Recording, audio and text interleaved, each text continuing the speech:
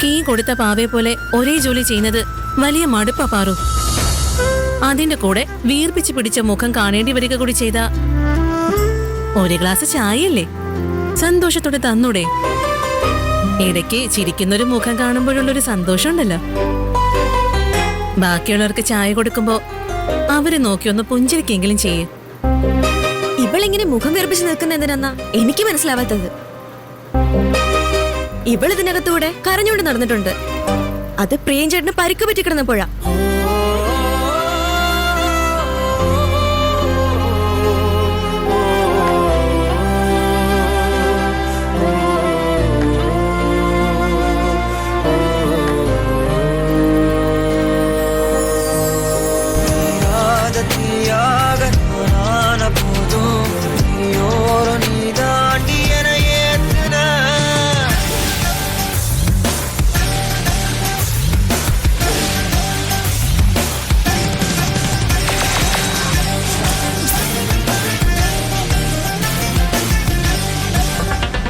പ്രിയനോടും കൈലാഷിനോടും ഒരു തരത്തിലുള്ള അടുപ്പവും കാണിക്കരുതെന്ന് പറഞ്ഞ് ഒരു തവണയല്ല 2 തവണയാണ് ഞാൻ അവൾക്ക് ലെറ്റർ എത്തിച്ചു കൊടുത്തത്.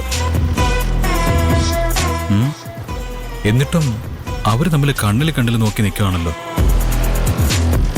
ഞാൻ കൊടുത്തയച്ച ലെറ്റർ അവൾക്ക് കിട്ടിക്കാണില്ലേ?